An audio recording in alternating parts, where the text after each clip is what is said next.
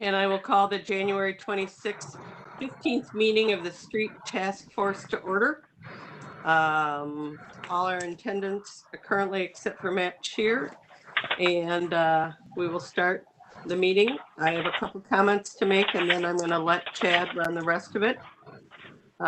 Just to pull everything together, we spent our time researching. We met in September where we culled down to 3 proposals. The council picked 2 with us to go forward with resident feedback and further study.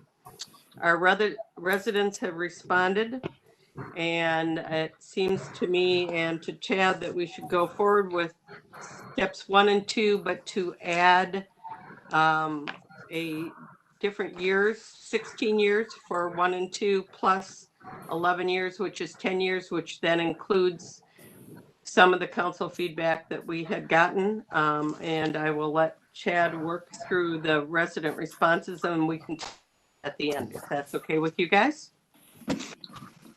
Okay, so great. Chad. Yeah, I sent out the big agenda, so it's got a lot of information in it. Highlight a few things and I've got a few questions. So first, I guess, just keep in note your vision statement. You know, a statement talked about the funding solution that is viewed by a plurality of residents as equitable. So if you look at the feedback forms, I think that question might not be there. So I'll go into the feedback forms. So I gave you 3 feedback forms. We got 313 total forms, plus about 20 emails that I put in a PDF to the group. So you saw there's roughly about 350 feedback that we got. I was interested to see that 100% was residential properties. We didn't get any commercial or business properties participate. There was 94, about 35% of them are in construction plan, and 42% favored a faster transition. Are the options equitable? So there's those percentages of option 1, there was 43% agreeing of the total. Option 2, 48% of the total agree with that statement. And then the option preference of all the forms, 58% supported option 1, their preference, 42% was option 2. So I think you can kind of split. Well, you did see it. Really saw that split between if you were assessed before or not assessed before, which options you really favored. I won't get into. Kathy, you have a question for Chad on what he just said? Just a quick question. The 5-year reconstruction plan, what does that refer to? That's a map of our next 5 years of where we're going to the next 5 years. Streets. Okay, yep. Thank you. That's what I thought. We just wanted to see if that had a different influence on the questions. The task for it. I won't get it unless people got specific questions. I wasn't going to run through all the feedbacks when the forms were separated by not previously assessed or previously assessed. But if anybody has questions on those 2, let me know. Chad, just a comment from reading through the responses or the survey responses. There were a good number of folks, particularly ones that had been previously assessed, who said, "I really don't like either of the options. We should have option 3, which is keep the assessments where they are. But if I have to pick one, then I'm picking option 1." So I think you can't really probably filter those out, but it does impact the numbers per se. Good point. I have a question for I guess for Anne, maybe in light of the results. So Anne, you mentioned that for options, I think is it option, both options you will suggest 16-year and 10-year transitions ultimately. I'm wondering. Oh, sorry, you're muted. You're cut out. You're off. I can't hear you. Sorry. Yeah. Can you repeat? I said when I did that Chad would speak to that at the end of his presentation. So okay. Let's let Chad finish that. Sure. And then we can talk sounds about good. That. All right. Okay, thanks, Ahmed. The next was item 6 of the agenda was all the consultant analysis. So they reviewed 51 projects local street projects between 2007 and 2018. And I gave a whole host of information there with average assessments, average project cost. I think the key story here is it hasn't changed anything that we've done in our discussion. You know, we were always in that ballpark of numbers. So I think it was a good check. Chad, is there a typo on that? Just to make sure that I'm understanding.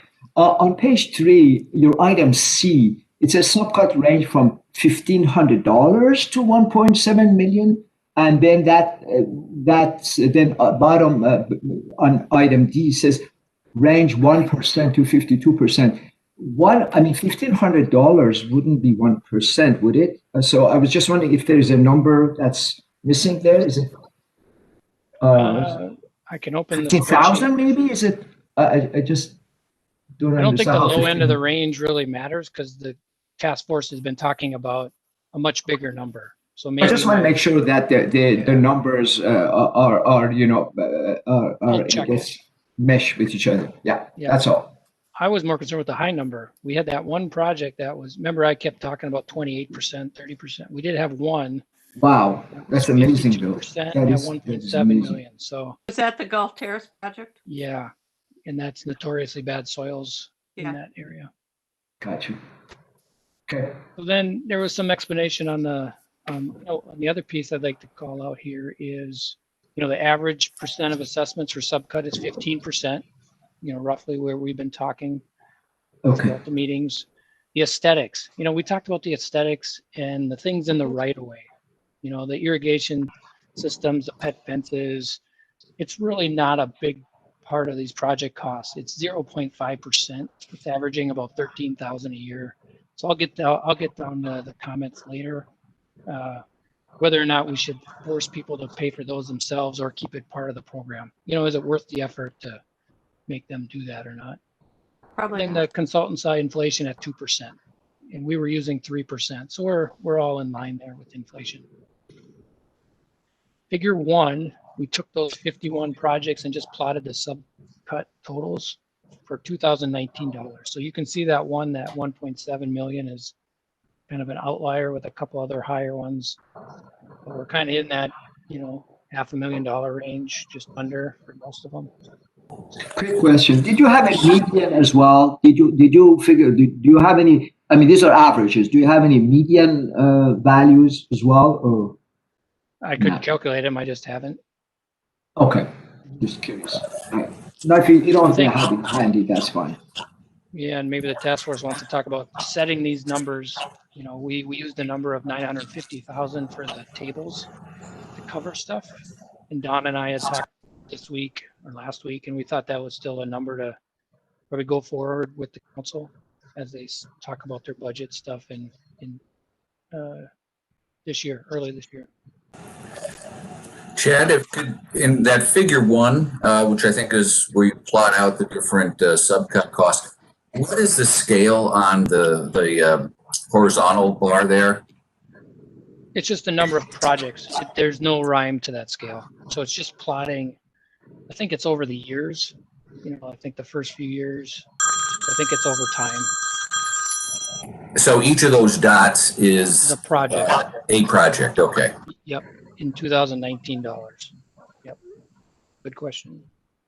So is it like a histogram, like 0 to 20 means that 20 out of 120, 20 of the projects had costs from 0 to 200,000, right? It's like kind of like a histogram, except that it's not relative frequencies, it's not total numbers, right? I think it's just the years and the labels are wrong. So I think 2007. Oh, it's years. So you have 3 projects in that first year. They're kind of packed together right at the start. 4 more the next year, 3 the next. So I was more concerned about seeing the vertical cost. Yeah, we want to make sure when we're year 1 taking out the subcut that we take out enough money is really what we're looking at right here. Yep, that was my goal. Just put it in 2019 dollars and see the. Well, I just want to make sure if you present that to the council, I think Chad and I are in sort of similarly. Just want to understand the horizontal as well as the. I understand what you're saying, the spirit of what you're saying. I want to make sure that people don't ask questions. What is a horizontal? So you're saying it's just the number of years. over the course of 10, 15 years then? I'll make sure that's clear when we take it to council. Thanks for that. Okay. So figure 2, had some questions. So conversation with one of the council members was interested in seeing something like this. So that's why I created it. So we knew the actual assessments per REU. And our data started in 2007 and the average was $8,000. So from there, I took the average every year. So you can see that orange line is the average every year. So if there's 3 projects, we just took the average per REU. So you can see it jumps up and down a little bit. And I think that has to do with gas prices and also kind of the densities differences between the project. Then with that gray line is just the 2% inflation rate from 2007 till 2019. You can see it's a pretty consistent curve there with the prices of the assessments slightly increasing over time, right in line with that inflation. So that was one of the members wanted to see that chart. So any questions on that one? Okay. Option 3 was a similar request. Could we show if we started with the $8,000 assessment in 2007, you can see it's slightly going up. This is just running that average starting 2007 with 8,000 and just running inflation to 2019. So it's just a steady 2% inflation. And then what happens to the assessment? Year 1, we take the subcut out. So it drops from roughly $10,500 to $9,000. We took 15% out. And then there's that transition down to the 50% assessment over time. So after 15 years, 2037, we're at a 50% assessment. And then you see the inflation slightly creating that tail over the next 10 years or so. So that's what that chart is just taking an assessment starting in 2007 and running inflation and the option, 50-50 option over that time frame. Any questions on that one? And then the next one is the same one, but just with the 100% tax option. So you see the first 10 years of inflation, 15% drop from subcut, and then a sharper decline to 2036 after 16 years till we get to 0% assessments. Chad, Yep. those the scales on charts 3 and 4 are different. In other words, the verticals are and both the vertical and horizontal are different. So I think for purposes of presentation, you ought to have them on the same scale. Good catch. Thank you. Make a note. Also, for clarification, you may want to say that on the title, 15% reduction on, because your cutoff, your date is, I think probably people understand, but it occurs in the year, 2020 or something, where you begin to go down. So just to make sure that people understand, that's not everything is subcut included. It's just from 2020 on or something like that. Okay.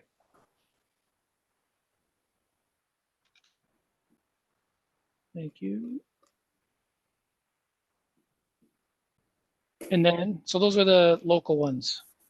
Then we did the MSA projects from 2007, and we'd only do one of those every other year. So we had 7 projects. So there's all the similar information associated with our MSA streets, the average municipal cost, because that's only a 20% assessment. So that's helping us figure out what kind of those financial calculations we did previously, what's the number we should use. And then number 8 is that if no matter which option we do for local, we should just, I think, do the same for the MSA. So option 1 under MSA is that 50%, 50-50 option from local. So if we do that here, we would cut the assessment from 20% to 10% and fund that 10% difference with city taxes. And the rest would be MSA dollars that we currently use. Option 2, we would just go from a 20% assessment down to 0% assessment and backfill that 20% with city taxes and still have 80% MSA. Does that get your streets done in time though, because you're behind on them? It would be the same pace we have now. Which is pretty slow. It is pretty slow. I feel like it's a state issue with gas tax and stuff on the MSA system versus why should the city use extra dollars to try to catch up on our MSA streets? That's a philosophy standpoint of who do you think should be working on those MSA streets? Okay. Conversion to electric cars is another concern at the state level. We're not Mhm. getting the gas tax, so is there going to be some kind of user fee to make up that difference as we electrify the transportation sector? Are you worried that in waiting to increase funding for MSA from a city point of view, that we will, because these are such heavily traveled streets, we will get so far behind that will affect our city and how we handle our streets? I heard two things in that comment, which Don could maybe help. I hear one where the bond rating, right? They look at our streets and the quality of that as they look at our bond rating. You know, we're talking 40 miles of streets and we've reconstructed about 15. So it's only 25 out of 200 miles. Would it affect the rate? I guess Don could speak to that. Would I like to go faster? Yes. We would have to increase taxes basically and pay for more of these streets would be an option to go faster. Yeah, I don't necessarily think it would impact the bond rating. You know, as long as we continue on a plan, if we, you know, let's just say if we were doing 5 miles of streets a year and we went to 0, that would raise some questions. And I And there might be, don't you know, like our changes in plan. They like a plan. Okay, and one of the things I talk about later is having flexibility in that funding. A little bit of flexibility on have staff the ability to shift it if we wanted to use a little bit more for MSA 1 year versus local streets, just because the project sizes might be right. conducive to that. So I have a question on that. You mentioned that is sort of one of the reasons is that there is this discussion with the state or something. Is that a state? Are we thinking potentially that the state might eventually fund more of MSAs? Is that no? That's not the case, right? we've been asking for transportation funding for longer than I've been doing this, I'm sure. Every 20 year years this is 20 the, years that I know of. yeah. So we're not relying on state to, you know, for our MSA fundings. We're just relying on ourselves. And the question is taxes versus, you know, whatever. But the source of funding basically is what we're talking about. No, we're not we're waiting for relying state. on, we're relying right now on MSA, which means we can only do a project every other year. So the question is, my question was, should we continue at this pace and hope that it isn't to the detriment of our city? I heard that it's not to the detriment of our city for bonding because we at least have a plan. So the other issue would be, would our residents be unhappy if an MSA street waits a long time to get replaced and they're driving on it all the way, driving on it all the time and it's in terrible shape? Okay. You know, Thanks for clarification. I just wasn't sure. yeah, it's been a legislative priority of many of the League of Minnesota cities, metro cities to get more funding for transportation. It just hasn't got there thus far. So it'd be nice, but so far. So the other option was, do we just raise taxes to try to expedite our MSA construction? You know, that'd be the other option. But right now we weren't proposing that. Other land uses. So item number 9 on the agenda. You know, churches, commercial, industrial, retail, schools, there's a square footage factor in our current policy. Those have always, we did some tweaks to churches about 5 years ago. Mhm. And there was one street I can think about where they only had commercial on one side and the other side was just green space where we couldn't assess. But otherwise, the policy's working really well at 100%. So I think going to 50% or for sure 0, that the policy is really going to continue to work well. But I'd like to just run a few scenarios at that 50% option before our next meeting, just to make sure. But we really haven't had any issues with apartments or commercial properties on providing that benefit test based on those assessment letters that we've gotten before. So any questions on those other land uses? Okay. And the next 2 items were things that we wanted to talk about that the task force had mentioned to talk about today. So retaining walls, comment from last time, this needs to be clear in the final report. And the question was, should this be assessed or be a city cost? And we talked, it only really matters with option 1, if there's still assessments in the equation. And I put a note in there that my thoughts were that this should be a city cost, not assessed, based on some of the past precedent of the city council where they didn't assess it in Indian Hills, Indian Trail project. And the concern with these costs, these are big, expensive items, and should it really be part of the assessment? So I'd look for the task force. I have some comments on there. Ralph? So I guess you just made the comment, Chad, they're big costs, but maybe big costs within a particular project based upon, the circumstances of that project. But overall, in the scheme of things, of the $4.5 million that's spent in a year, it isn't really material. What's the average cost? Do we know? Do we know the numbers? Yeah, I was just going to look that up to see if the consultants put that together. But I guess my concern is, and I go back to that project example of Indian Trails, it was very substantial in that one neighborhood. We couldn't justify the benefit of it. So if that happens in another project, even at 50%, we still might be struggling with that benefit question. My point was more that if over the long term it's not really material to the overall spending for road construction, that it should be included as part of whatever program we put forth, and just rolled into that. So the cost should be included is the tax part of it and not the assessment part, is I think what I heard you say, Ralph. Correct.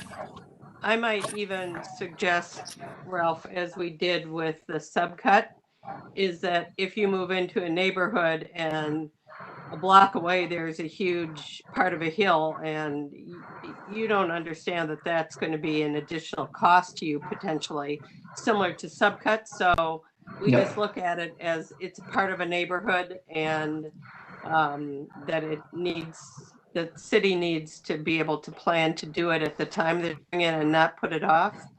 And if you have an old wall that needs to be replaced, it needs to be replaced. So I don't know. Does anyone else have a different feeling about that?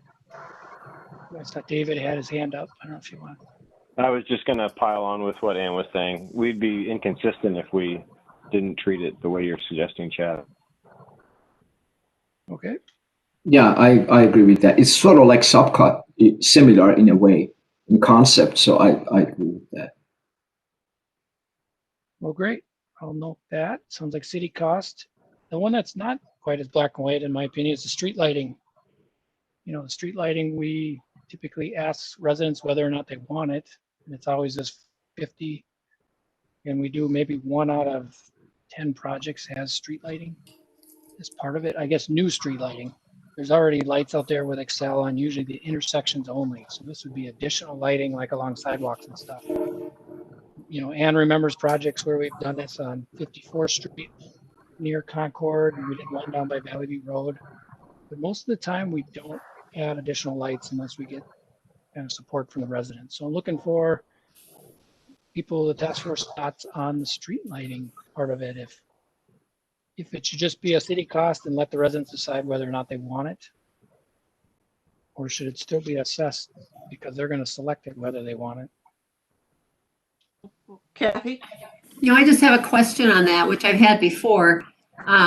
Does the city not make recommendations, or aren't there any concerns? I guess I should back up. I'm a little concerned about residents deciding if it's a safety issue or something more than just the aesthetics of what we're talking about. If it's the aesthetics, I can see them making a decision, but if it's something else, do they get any direction from the city? If they don't, should they? We do for intersections. So most intersections have a light, and that's really the safety piece. But you think about a 1-block sidewalk. If you got one on each end, you got some lights at the intersections where you're making those crossings, where those potential impacts with vehicles happen. So those are there, and we do recommend those. It's kind of the ones in between the intersections where it's residential. No. It's a residential street. people don't like lights shining in their house and Yep. on it. Get that. So that answers my question. They aren't making decisions on things that should really. Yeah, they could, and in the future they could. So here's the part. There's a whole plan for Edina for sidewalks, but then there's the school plan that I think is it called Safe Walks to School or something? Yep. And School safe routes, and those are the ones we plow. To me, those actually should always have street lights on them because that's those are the sidewalks that the kids walk to school on. We plow them because the kids walk to school on them. To me, that's where you should probably look at safety, and that lighting in between the corners is really important. It's why we ended up with lighting on Concord across from me and down by the school. That whole sidewalk is now has street lights on it, because when we go into a time change or something, kids are walking to school in the dark.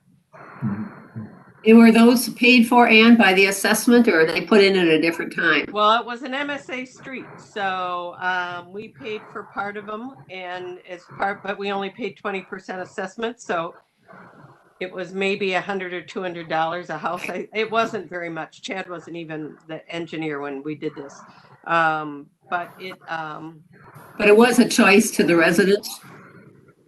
Kind of a choice to the residents, but I was sitting on city council at the time. I think I forced it through, I'll be honest. Don't you feel like there could be a recommendation of the task force, right? Maybe saying or think staff should study the light issue on active routes to schools. Ralph, you wanted to say something. Well, we've talked about in the past that the city set a standard for lighting, both with respect to the lights themselves, but it's certainly reasonable that the city set a standard as to where the city will or won't, put forth lights, and that if it's in a neighborhood that isn't on one of those school streets and the residents want it, well then I would expect it to be a special assessed. And it comes back to setting that city standard as to where street lights, where we as a city want street lights, and then as well, what type of light we want there. Would we ever correlate lights to sidewalks? I don't know. What do you think, guys? I think they're quite different, actually. Okay, so if you had a sidewalk on your street that wasn't a safe route to school, you wouldn't feel it be important that it was lit when it was dark. No, I would agree with you on that. And if there's sidewalks, I can see that there should be lights. But if a neighborhood wants sidewalks, that feels different to me than lights. Lights seem more of a safety issue. Ahmed? I have just one comment. I don't have a strong feeling one way or the other. I'm just imagining a scenario under which you would ask the residents' preference for, let's say in the case where it's not a safety issue and so on. I suspect that residents that, as you mentioned, and that would have light shining in their house, they might be not, they would prefer not to have it, for example. So you might get a situation where you won't get unanimity of opinions. And I'm just foreseeing that could cause a little bit of, I suppose, friction between neighbors and so on. I don't know if that's the case, but just raising that issue as a hypothetical, maybe, or maybe it's not hypothetical. It does. Well, even now it creates friction in neighborhoods. Kevin Stoughton lived in a neighborhood that lives in a neighborhood that the streets were redone, and he and a group of people wanted streetlights, and there was a group of people that didn't, and that caused, remember, Chad, that caused some angst in that neighborhood. So yes, it does. I'm kind of like Ralph. I want a rule for why we're doing something. So if we correlate safety and sidewalks, that could be one thing. If we correlate safe routes to schools, sidewalks, and lights, that could be a different thing. I'm just looking for where you think the breakdown should be, maybe, as we look for a really easy rule. I think that's beyond the scope of this group. we've got a very limited time, and, for us to, at this point, to draft, an entire safety policy and lighting policy is not within, in my opinion, not within the scope of what we're trying to do. Okay, so what if we don't draft it? Do you have a recommendation, though? Well, the recommendation is that the city draft a policy with standards, and that for lighting that meets that standard, that it be part of what the city pays for. Okay, I would agree with that. And so part of our recommendation would be the city have a standard and that they not offer choices to neighborhoods. They follow a consistent standard throughout. I mean, I think that makes sense to me as well. I realize that it would be nice in instances where it's not, safety issues and so on, to have a given neighbor's choice, but then you run into this controversy problem. So the easiest would be to say, look, have city have a standard, and then just leave it at that. I don't know how should we go any further than that. so Chad, my concern is if we leave it without a recommendation, that we end up with a street lighting task force. Or we just get, So that's kind of, because the city council doesn't normally just sit down and write something like that. They might ask Chad to present something. But it's, that's why they have task forces. So I was just trying to not necessarily have us include it, but maybe make a recommendation. David? I think the challenge, Ann, is that if we want to make a recommendation, I think I would need to know more about where we should have streetlights and where we don't need streetlights, and I don't know anything about that. Okay. And that's kind of what I would rely on the city to figure out. And whether it's a task force or not, I don't know. But I think we'd end up with a whole new series of meetings, which is fine. But we'd want to dig into that subject of why are streetlights important and where. Well, and that's sort of my point of, okay, Chad, do you want us to drop this? Do you want us to work on this as part of the next meeting? Or do you want us to just recommend that the city put together another group to look at lighting? I would say we tell the council that the task force recommendation is for the city to draft a policy with standards of where and when and how it's paid for. If it doesn't meet that standard, then the task force is saying it should be assessed. So if residents are asking for lights that aren't part of that standard, and the standard could be sidewalks or active routes, but to let staff come up with that suggestions and run it by council at a future work session or meeting and let the council decide based on, the staff does have that background of safety and where it is. Is everyone good with that? Yep. I have one question, clarification. Do streetlights only come up as an issue when there is street reconstruction, or could it be at some other time where they decide they want to have lights? So we get requests, one-off requests for, I want a street light here, or I want to remove a street light, because the city they only own about 20%. We only own about 20% of the street lights. Most of them are Excel owned and operated. So all those lights you see, but there's occasion where a resident doesn't want a light. We make them get all their neighbors in the area to sign a petition that says we don't want it, and then we'll take it down or work with Excel. There's other times where we have systems that are just falling apart and we need to repair them. So the Arden Park neighborhood street recon had 8 lights. It was really weird, right through the middle, that the city owned. And we just replaced those as part of the project, and we assessed it because that was the policy. We just had to do something, and it was about $200 extra per RU because there's only 8 lights and there was 200 properties. So I think it's happened both ways. That answers your question. David? Yeah, just a quick question. I'm curious, when it comes down to a lighting or no lighting question, is it a majority vote of the people in the project, or how does that work? Typically we don't get any majority. It's 50-50, right? Because was the first question, do you want lights? And the second one is, by the way, you're going to be assessed for it. And that really triggers people to say, no way, I don't want lights. Yeah. But there is some people that are interested. So I always think, are we getting not a majority, but is there 60% that really want lights along the sidewalk? Something for us to start to consider it. So it's more of an art than a science based on numbers. Good questions. Personally, I like Chad's suggestion where A, city develop a standard, and B, in the events where it's not part of the standard, up to the residents. I mean, that's what I would go Yeah, for. yeah. I think that's, our report is going to actually probably ask that get done. So that it will be part of our report that a standard be set. We're just not setting it. And if we don't have assessments, maybe council decides not to have assessments at all in the future. The whole assessment part of this conversation goes away. That's Yeah. taxes for anything. So Okay. that is very good. I touched on it earlier, the right-of-way items.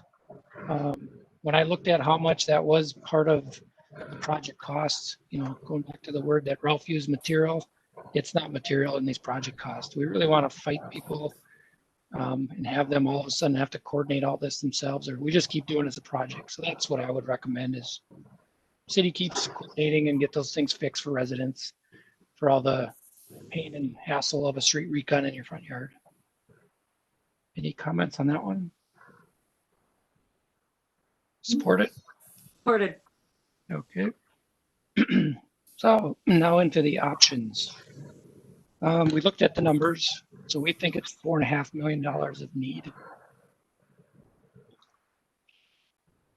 Excuse me. And with that 950,000 of subcut, still doing that going forward and running the numbers. So I added in 11 years for transition because we heard in the council work session, some of the members said, yeah, I'd be open to a shorter time frame, 10 or 11 years. Let's see what that looks like. And if we have two options with two time frames, it's a pretty simple analysis we could run and just let council decide on what's the transition and what options. So that's why I suggested those two different year transitions. I mentioned the flexibility, having the MSA dollars and local dollars with a total need starting in 2021 of 4.5 million, and then having an inflation rate of 2%. Don had that inflation rate in his numbers the whole time, so we would assume that. And then we would create some kind of street improvement fund, a right-of-way improvement fund. Because some years we're going to need 200,000 for subcut. Some years we're going to need 600. So whatever we're collecting for subcut, taking those overages, either paying for years in the future or using it for retaining walls, street lights, those kind of things. But I wanted to get the feedback of the group on that idea. Could you say a little more about this 10 or 11 year option? I do remember the council saying it could be less, but they didn't ask us to survey for less. And I'm wondering why we would now, kind of at the end of all this, throw out another option for them. It seems people didn't survey a 10-year option either. I'm a little confused why we're trying to insert that now. Yep, I was just going off comments from council.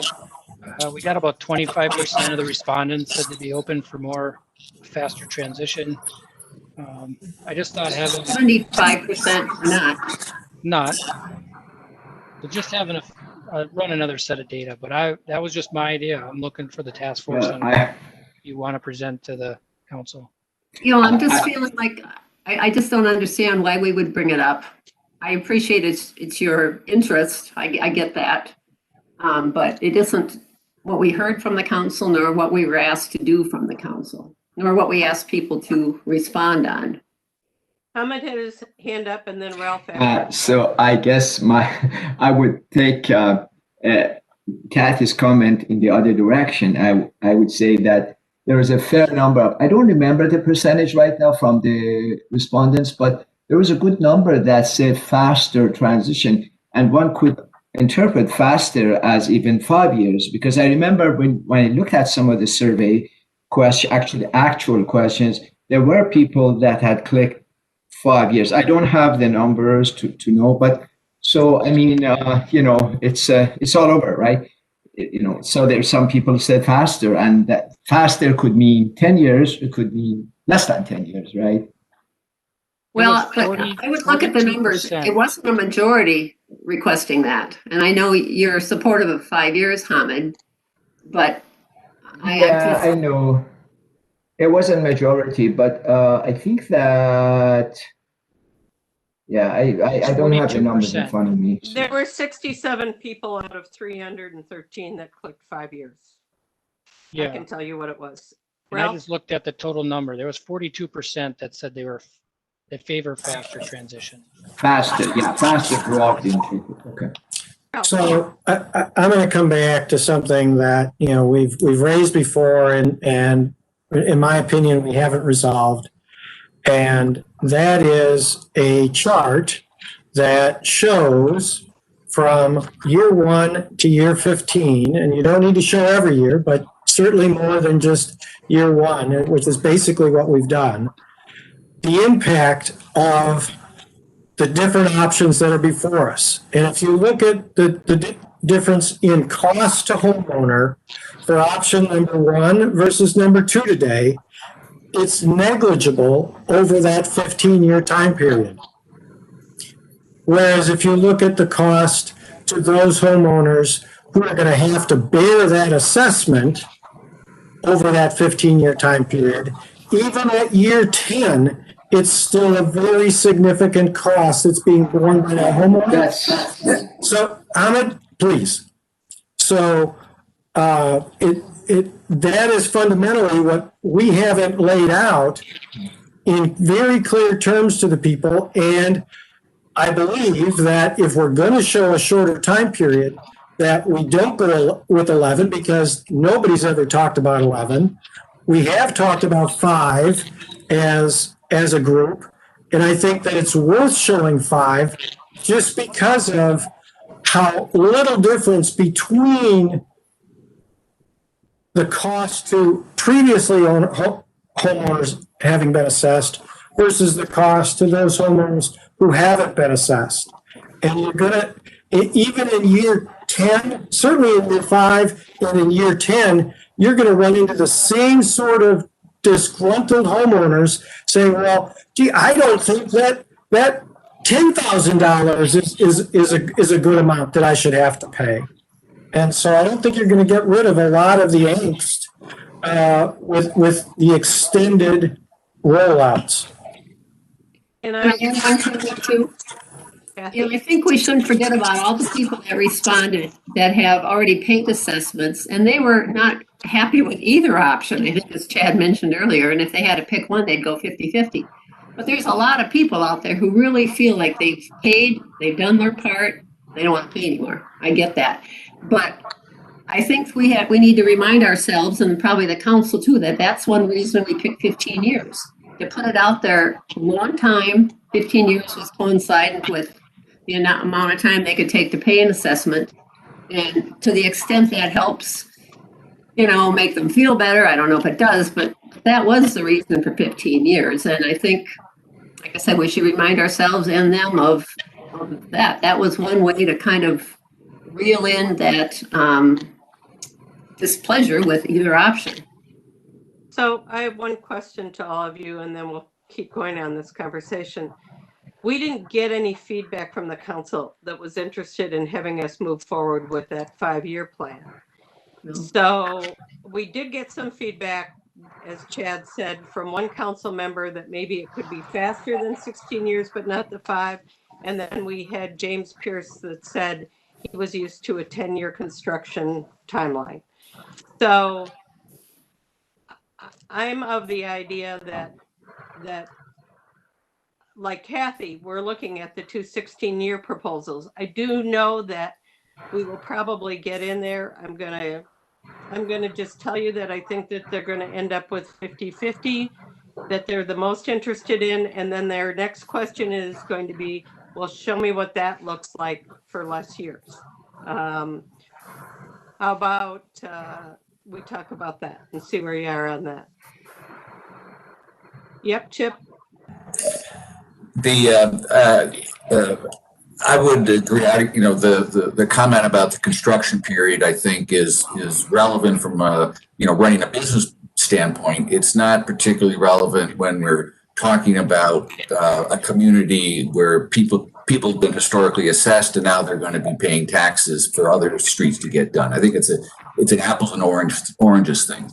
So I think we have to look at, again, what we feel is the fairest, most equitable answer for everybody. And we could say it's not 16 years, it's 12 years, it's 9.5 years. I think that's for the council to figure out. I don't think we need to be giving them an infinite variety of tenors to run this thing over. But they can. I think that Kathy's right. I would agree with her that we use 15 as a way to soften the blow and to kind of keep some people, in the assessment program for a period of time and to lessen the burden for those who have already paid. So it would. I think we ought to leave it the way we've shown it, but maybe include a comment that. The 60. There's no particular magic to 16 years. It could be shorter, it could be longer, but that seemed to be at least a number to evaluate off of. David, you had your hand up. Yeah, Chip, I can agree with everything you just said, and yet if we can anticipate that the first question that the council is going to ask is what does 10 years look like, then we might as well just go show them what 10 years looks like. Yeah, I think we can have that in our back pocket. We don't, but it doesn't necessarily have to be part of the presentation. Yeah, if they ask a question, of course we'd give them the answer. I just am opposed to feeding it to them, making it look like we recommend it as well. I have a question, comment, Anne, if I may. So the first thing is we're putting forth both ideas of 1 and 2, correct? Because that's what I've assumed we were going to do all along. We're not going to take a group vote on it. We're just going to send 2 recommendations forward between 50% assessment and 100% taxes, correct? If I may make a comment on that very point. Okay. Yeah, so I recall, this is just an observation. I recall in the meetings that we had with the city council that of the council members, Kevin seemed at some point to be somewhat sympathetic to the idea of option 3. So I heard that. So I'm just saying that it may not be entirely unanimous that all the council members would go for the options 1 or 2. No, so I wasn't saying that, but I wrote his comments down, Hamid, and what he said is that he was interested probably in option 2, and he wasn't sure about, if it would be faster than 16 years. So I wrote him down verbatim. So that's what he said. You and I would maybe differ on Okay. our interpretation. Nonetheless, they didn't ask us to do anything with 5 years. They did not. So, but my first question is, my intention is that this report go at least forward with both options in it, 1 and 2. That is what we asked our residents about. That is what they responded to. So is there everyone understanding of that? And that we're not taking a vote and we're not recommending one option over the other, correct? And when you say options 1 and 2, just to understand, are you then saying anything about years of transition? I haven't talked about years yet, except that option 1 and 2 right now are attached each with 16 years because that's how we sent it out to the residents, and that is what came out of council.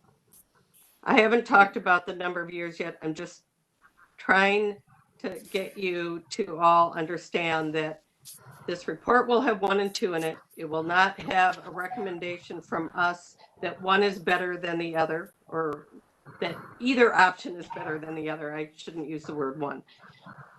Is that with everybody's understanding? Okay. Yes. Thank you. Sure. So then our really other issue is, do we put in another group of years with our 2 choices, or do we add that maybe as an addendum in the back so that they can then reference what different timelines would be? Does that appeal to anyone? Ralph, yes. Chip, hand up. Yeah, I think that would be helpful, putting it together some sort of a table that would maybe show some different, the impact to the residents of 1 and 2 under maybe 5, 10, 5, 11, 16 years on a, kind of a cumulative basis of what that tax impact is going to be year by year under those different programs.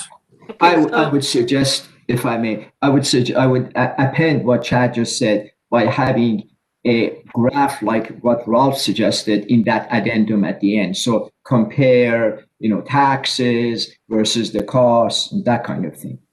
So if we just did it for 5 years, it's 16 years, it's 11 years, it's 6 years. Personally, that would be fine. Those would be different transition times? That would be part of our addendum in the back if they wanted to know what different transition times would look like based on the cost to the taxpayer. I think if we did that, we should be very clear that we don't have any data from the survey to support or not support any of those options. Well, we do have data from the survey because we do have some people that did respond that they would like to do it faster. So there's survey data that says there's an interest in looking at that, Kathy, I think. Yes, Chad. Well, I think Kathy's point is all the information that was publicly presented, it's 16 years. Right. So every time I answered a question, I would say, this was our estimated timeframes and they could change, right? I kept trying to say that because I didn't want to lock in that number in case council wanted to go faster. So I agree with Kathy that we presented everything at 16 years. But I could put a note in there that, the public engagement portion of the project was seek feedbacks based on just the 16-year option.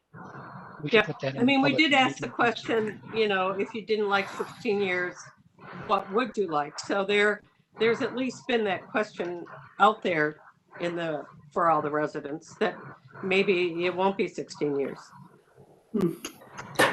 I would suggest that, personally, I think it's more fair because, as you said, Anne, there were people who had interests in shorter time periods. We don't have to say that this is our recommendation or anything like that. But the fact of the matter is that when you put a number in front of the council, I think there is always going to be a tendency where they pick that number to be the so-called truth, if you will. So, it would be more fair in my view to have different numbers out there, as you say, because that was, after all, part of the respondents. Well, Ahmed, they're going to have the advantage of working through this in a work session. Sorry, Ralph, didn't mean to interrupt you.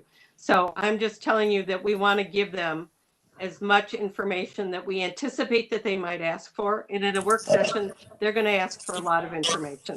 What will it look like with this? What does it look like? What if it's $1 million house versus the median priced house? A work session like that, I don't know, Don, you've sat through them in Chad. Well, it's not a work session. They have a retreat to talk about the budget. That's what I meant. Just want to make sure that people aren't going to expect the council to come and have a open discussion at a work session. I used the wrong word. I apologize. My goal is that they have enough information. Ralph? Yeah, I think the appendix is a great idea. I think if the information is shared in the right manner, it is going to be eye-opening with respect to the cost to, the future cost to homeowners under both scenarios.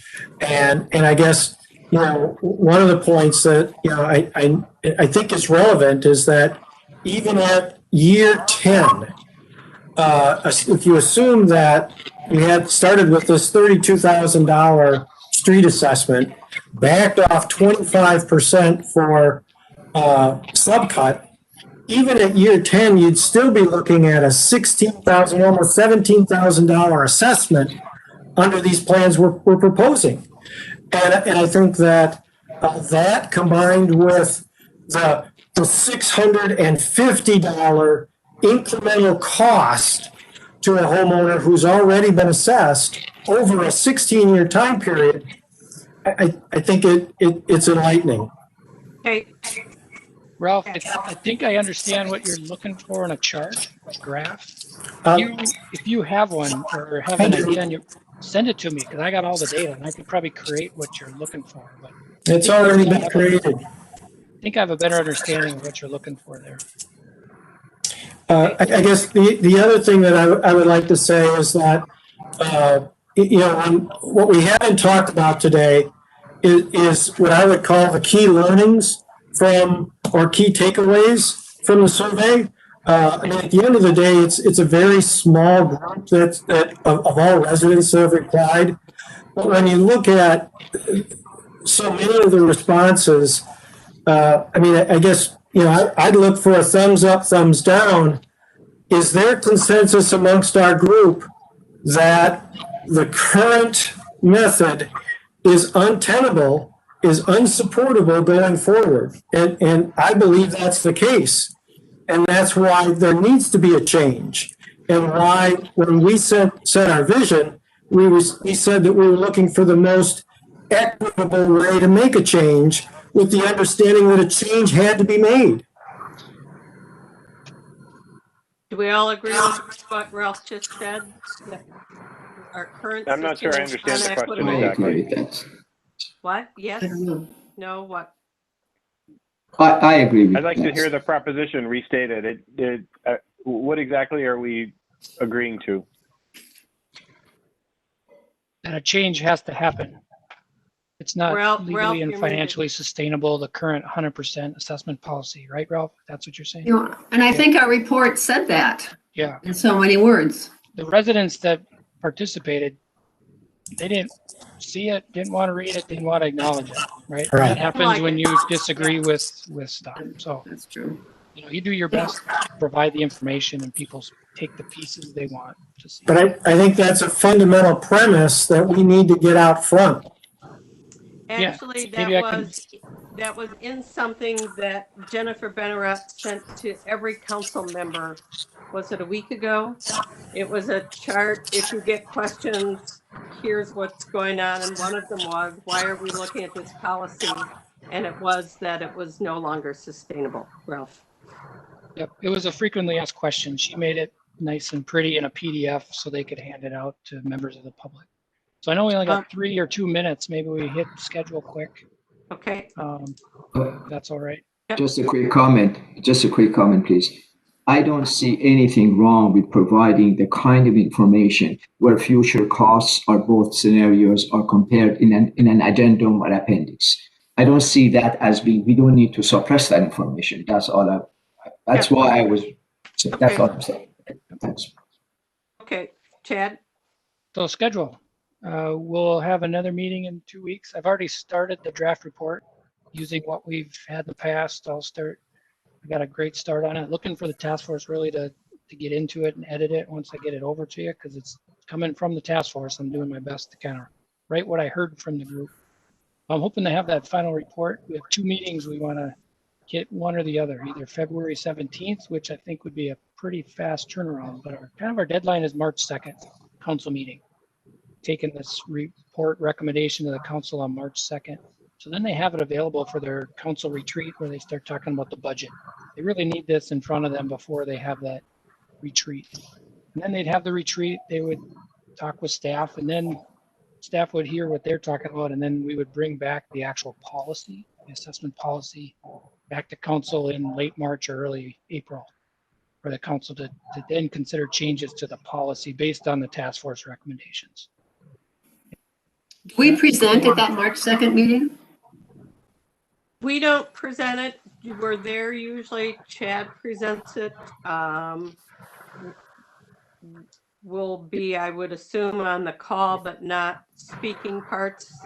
Usually. Just wondering. Yep. Usually. You'll all be invited. The council likes to thank task force. I'll present the report. And I'll most likely be speaking mostly for the task force, but you guys would be available if the council had a specific question. We thought, yeah, Chip could do a real good job answering this one because it was his item or whatever the topic. Then we may ask to speak, but it's the chair and the liaison that make most of that presentation. But in my mind, Chad is preparing this. Is presenting this to the council. I have one other question. It's maybe late in the hour for this, but one of the questions that was raised in the survey was do you have any other suggestions for how to address the street reconstruction issue? So I'm just curious from, members of the task force, if you saw anything in any of the responses that seemed, workable.